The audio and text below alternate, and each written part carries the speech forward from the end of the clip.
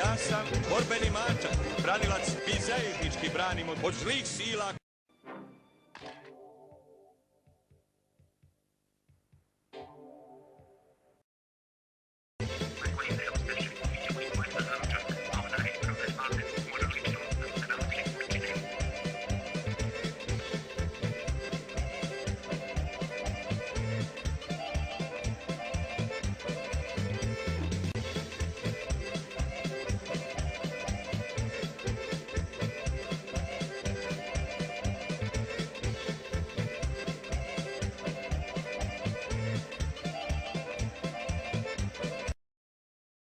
Sad ja sad treba, ovim upucao, razumiješ, ova pičketina, razumiješ šta sad treba? Treba da se povučemo, tako? A ne, ja to ne vjerujem to povlačenje, pazi, to je priča samo za neke nabeđenje, mango, kako to povlačenje, ti čim si jednom počeo živjeti tim životom, živjet ćeš dok postojiš, evo. Nema problem, nema ništa.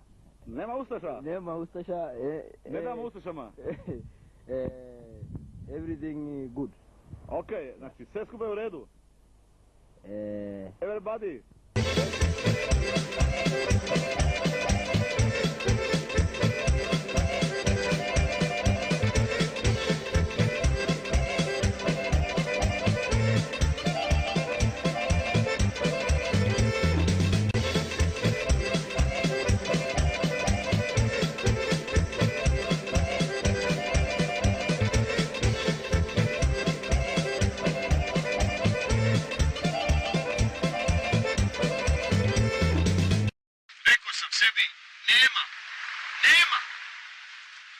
Oni da genocidišu ceo srpski narod, da ja da sedim pod šljivu, majku im jebem, da im ne jebem, ja njima plaćeničku.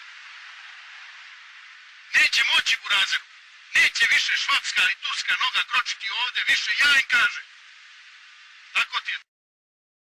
Ovamo je iza krajina i ovo kani ostati krajina. A ustaše su onda od genocida nisu znali šta da rade i onda su pobjegli dolje. A možete im slobodno poručiti da ovdje nema Plaščana.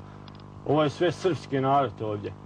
Srpski narod je od Krajine pa okolo, sve do Dalmacije. I ovdje nijedan ne kani proći. Bojiš se ustaša? Jebe, ja, mate. Uneli to mene 41. u Rumuniji.